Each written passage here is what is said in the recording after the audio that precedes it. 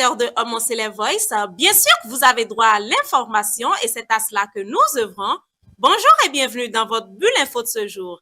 Calez-vous confortablement pour le sommaire. Homme Célèbre Voice, la voix de l'ECC. Célébration de la fête des enfants sur la paroisse Saint-Rita de Cotonou. Notre équipe y était et vous fait le point dans cette édition. La paroisse Jéhovah Jireh Lumière de Dieu de Zunja a célébré la fête de sa chorale le dimanche 10 août dernier et suscité de vives impressions qu'on vous partage dans votre bulle info de ce jour. Et puis la chorale de la paroisse Kadjeon a organisé un concert le vendredi 8 août en prélude à sa fête des moissons. La célébration dans quelques instants. Homme Célèbre Voice, la voix de l'ECC. À nouveau bonjour et ravi de vous retrouver dans votre bulle info de ce jour. Les enfants de la paroisse Saint-Rita de Cotonou ont célébré leur fête le dimanche 10 août dernier avec force démonstration de joie. Le reportage de Homme Célèbre Voice.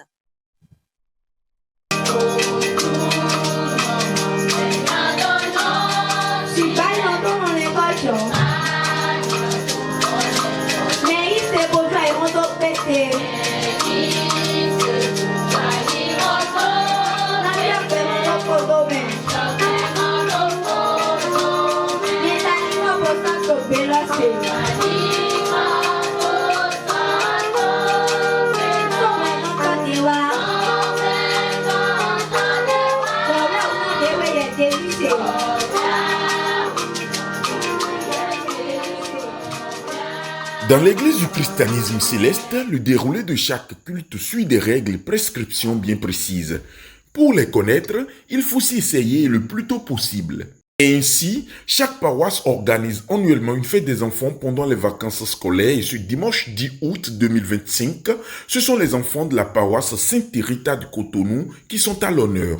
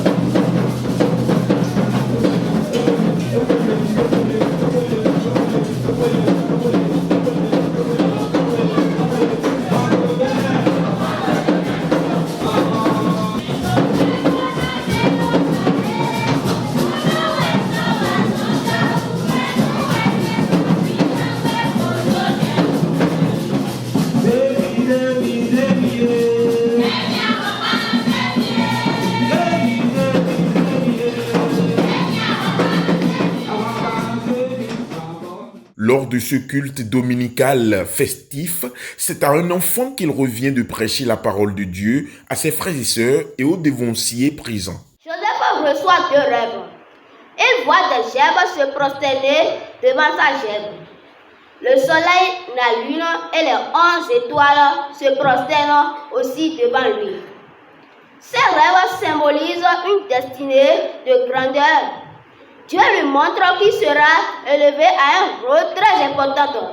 Mais entre la promesse et l'accomplissement, il a un chemin difficile. Les grands obstacles de Joseph. Joseph avait connu beaucoup d'obstacles. En premier, le rejet et la haine de ses frères.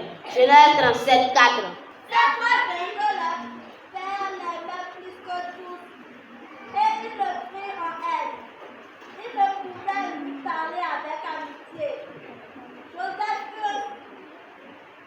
Merci. Même tes proches peuvent te rejeter à cause de la paix de Dieu sur ta vie. Joseph a encore connu d'autres obstacles. Joseph a été vendu comme esclave. Genèse 37, vers 8.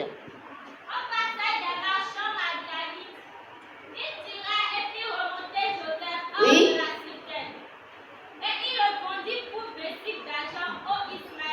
Oui. Merci. Parfois, tes rêves semblent s'effondrer, mais Dieu est au contrôle. Joseph a encore connu d'autres obstacles. Il a été faussement accusé. Genèse 39, 13 à 20, les 2 premiers versets. Oui. Oui. Oui. Voyez. Oui.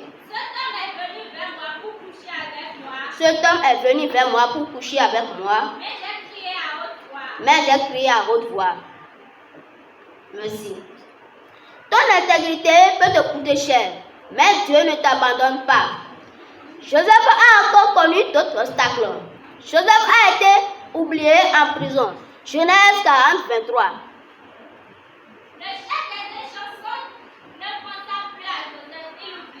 Merci.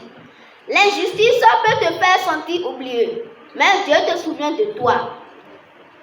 Les capacités qui ont permis à Joseph d'atteindre ses objectifs. Joseph avait la foi en Dieu, même en prison. Genèse 39, verset 2.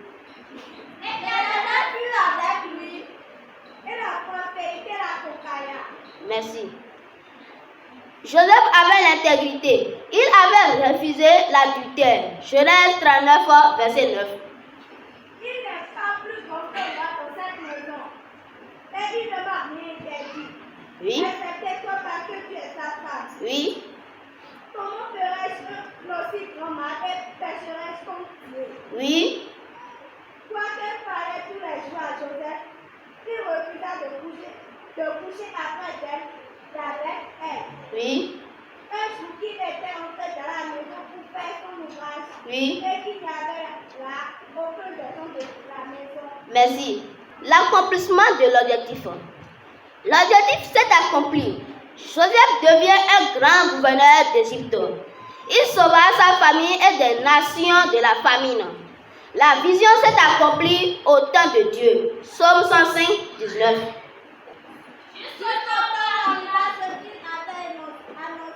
Oui. Et où la parole de l'Éternel l'éprouva. Oui. Le roi qui ôtait ses liens.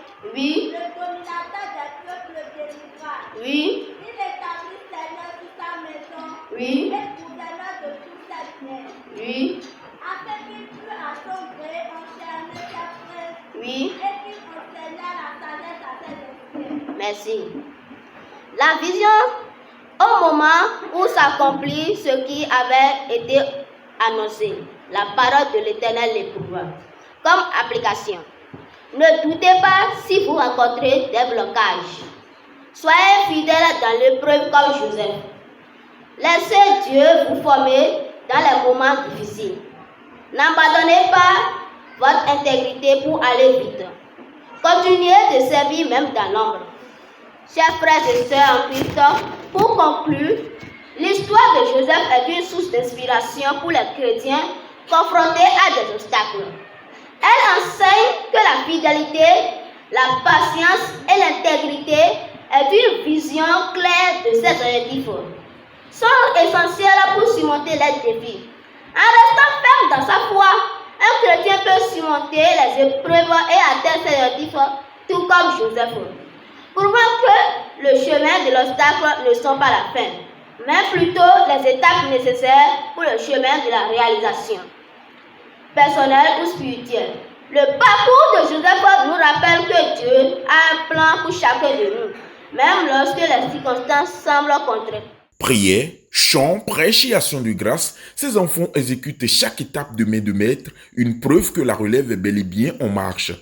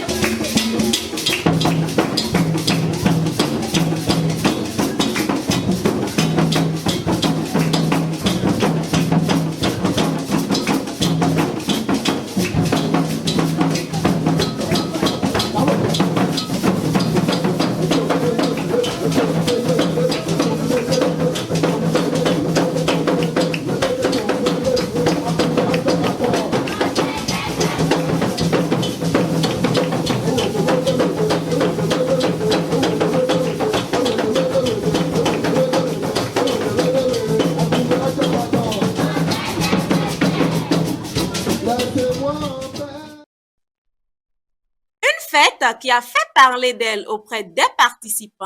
On écoute leurs impressions.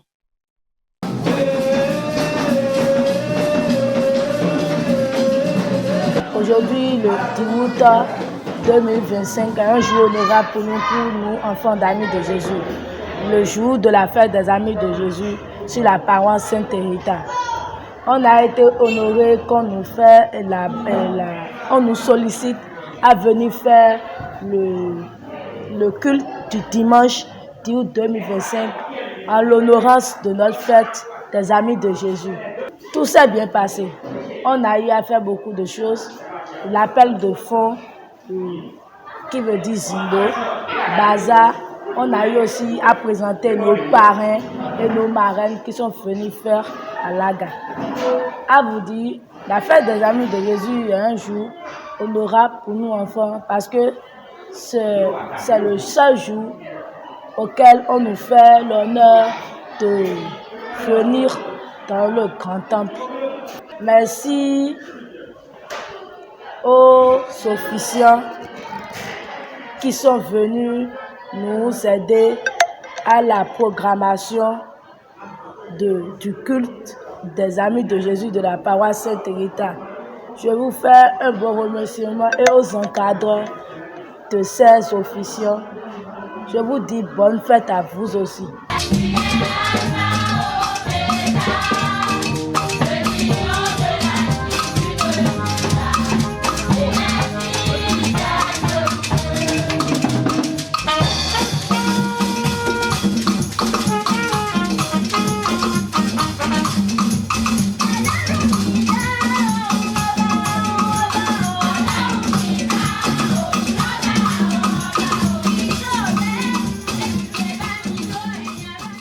En tant qu'encadreur responsable de l'encadreur, sans vous mentir, bien avant la fête, les derniers jours de la fête, on a eu à rencontrer beaucoup de difficultés, surtout au côté de la prédication, comment faire pour pouvoir préparer les enfants pour qu'ils puissent présenter, pour qu'ils puissent nous donner la bonne nourriture de façon claire pour pouvoir convaincre les gens. Ça nous a donné beaucoup de difficultés, mais par la grâce de Dieu, ils ont donné ce matin ce que je voulais. Si je vais parler en termes des avantages, ce que nous sommes en train de faire, sinon les fêtes des enfants de chaque paroisse, ça permet aux enfants de se préparer en conséquence. Ça nous permet d'avoir demain un élève de qualité. Parce que ça permet aux enfants de se donner et ils se disent, bon, écoute, le dimanche prochain, c'est notre fête des enfants, on va se donner à fond. Et comme ça, en le faisant, ils deviennent plus tard des relèves de qualité. À l'endroit de tous ceux qui ont pris part ici ce matin, ceux qui ont contribué de loin ou de près, je voudrais dire d'abord infiniment merci à tous ceux-là. Et je demande à l'Éternel Dieu de bénéficier chacun d'eux, de les raccompagner dans l'air de mes respectifs saints esprits.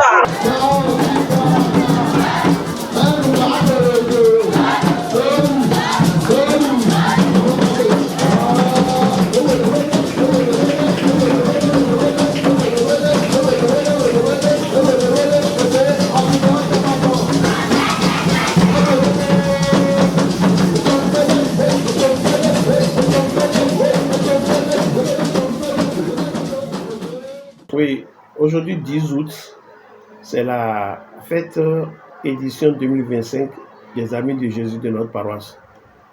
Alors, beaucoup de paroisses sont représentées à cette fête. Je crois que c'est devenu, d'abord c'est une institution de l'Église en général. Pour nous, on a mis du temps un peu à mettre en place l'organisation, mais je crois que depuis 2 ans maintenant, ça a pris. Donc, disons, c'est la deuxième édition de façon officielle. Les autres qu'on faisait dans le bon vieux temps là, c'est de façon sporadique, c'est-à-dire en passant quoi. Mais cette fois-ci, c'est régulier. Désormais, en août, nous faisons la fête des amis de Jésus, de nos enfants, avec la complicité des parents. Et c'est une fête, vraiment une fête pour toute la paroisse. Et nos amis des paroisses sœurs. Vous savez, l'église du Christ Céleste, les paroisses, quelle que soit leur taille, je crois qu'ils ont la main pour organiser les fêtes à leur niveau. Très souvent, c'est les difficultés liées à la taille des moyens. Sinon, chacun est déjà moulé dans cette affaire-là de l'organisation des fêtes. Amis de Jésus, fête des moissons. Donc, il n'y a pas eu de grande difficulté à organiser. Ce que j'ai retenu fondamentalement, comme je l'ai dit dans le temple, et cette année, je ne me suis pas du tout mêlé à l'organisation. J'ai laissé l'organisation à l'encadrement et aux jeunes pour voir jusqu'à quel niveau ils peuvent exercer des responsabilités, mais je suis satisfait. Je dis que pour les enfants, vous savez, dans l'église aujourd'hui, il y a tellement de courants. Les gens apprécient les choses qu'ils ne maîtrisent pas. Ils opinent sur des questions qu'ils ne maîtrisent pas. Organiser la fête des enfants n'a pas autre chose. L'église du Christ Céleste, d'abord, c'est une église dans laquelle la joie est primordiale. La convivialité, elle est primordiale. Donc, toutes les occasions que nous trouvons pour nous mettre ensemble, danser, chanter, manger, Dieu ne peut que l'apprécier. Que des gens disent non, écoute, c'est pas ceci, c'est le problème. Mais moi, en tant que chargé, j'ai l'obligation d'organiser la fête des enfants et puis les autres fêtes liées au test de l'église. Moi, ma prière est à l'endroit de mes enfants, c'est que Dieu les protège. Dieu leur donne, je ne dirais pas la sagesse aux petits-enfants tout de suite, mais Dieu leur donne d'être à l'écoute de nous les parents, de capter ce que nous leur disons, ce que nous leur apprenons, parce que demain, ce seraient eux. S'ils viennent des responsables de demain, ils sont obligés d'écouter ce que nous leur disons aujourd'hui. Et nous ne serons pas fatigués de répéter, de nous leur dire autant qu'on pourra. La grâce de Jésus-Christ le Fils, l'amour de Dieu le Père, la communication de l'Esprit Saint, bénisse ce culte. Amen. Que les bénédictions liées à ce culte nous raccompagnent. Sur la paroisse Jéhovah Jireh Lumière de Dieu de Zundia à Calavi, la fête de la chorale était une grande réussite. C'est du moins ce qu'en disent les participants. On les écoute.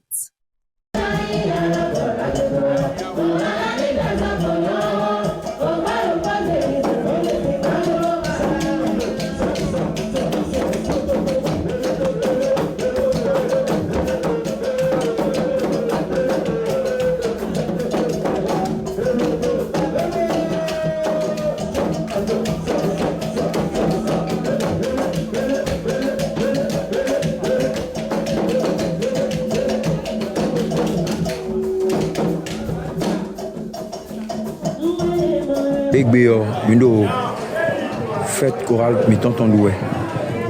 Chorale miton la bénie de Dieu, de la paroisse Jéhovah Jireh la lumière de Dieu de Zundia Daro. Mindo foi doué to egbe. Wa Jireh we eremele wa to Dieu romain. Sunu ko yonu ko me misère ko dole, me ko wa to Dieu romain. Ko lo diacho, ko lo vivi, mindo no Jéhovah garu ko to eremi mo azan egbe ton. Il va moment ko epole to inko Jésus Christ. Mi ndo mele ko do me wale abi me ma wale ko Dieu yo chofa to na dona ye o fi ye ba kwesi mbozan le Dieu na dona ye bo na vo makolo to ten to me.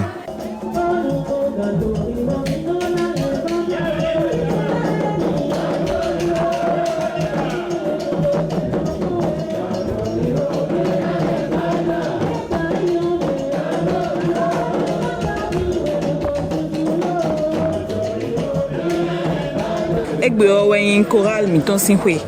Bo de kwe ka ingbon mi jawa ganji mele wa mi gon mi luwe mi zakwe di de jegbon bona monten ho mu ho mi ton yoyo devole bona wo pa mawu di de mi kolon blogbon tegbe ton ayo mi dokunu me wa mi gonle bo san kwenu mi le me ma ka pe bo le wa le mi dokuton nu ye do file mi basion papa chofa ton na ba de me ndokporo mi ton le e lan chen.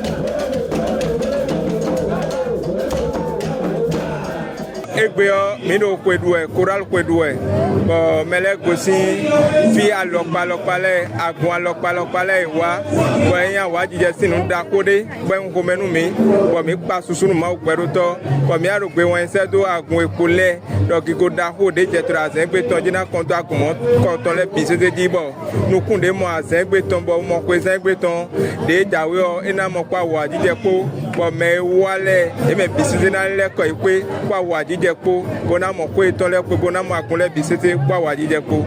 Merci.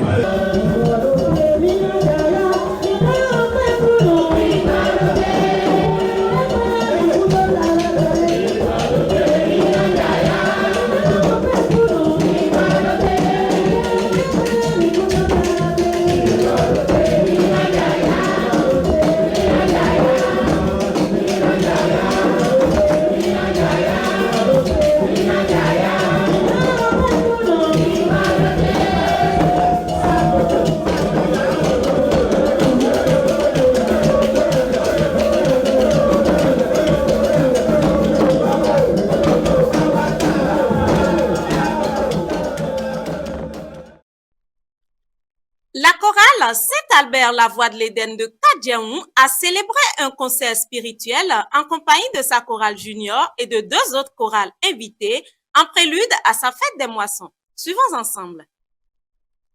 Alléluia, Alléluia.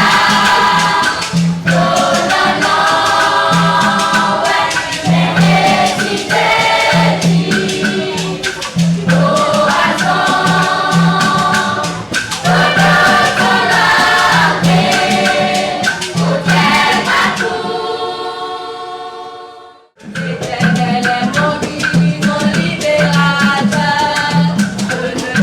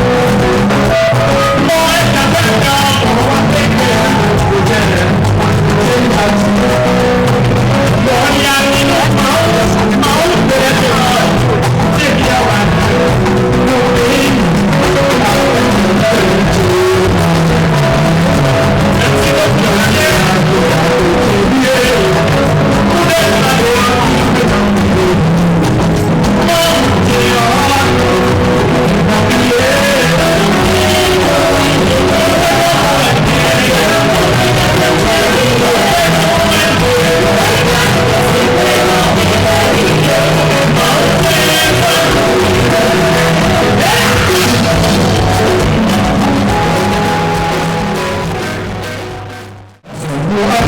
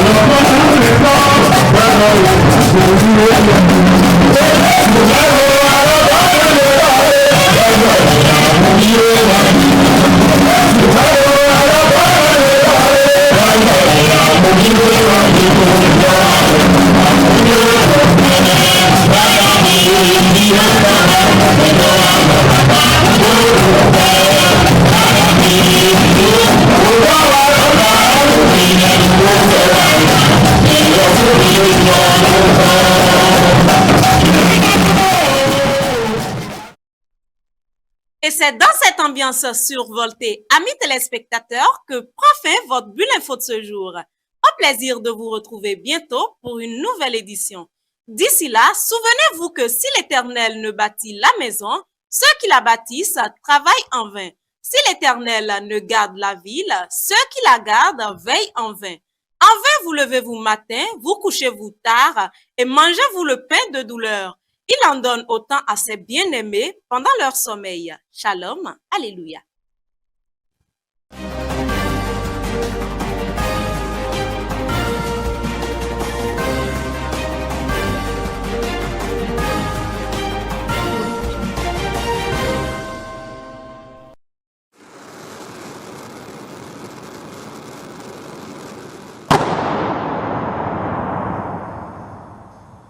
Homo Voice, la voix de l'ECCI.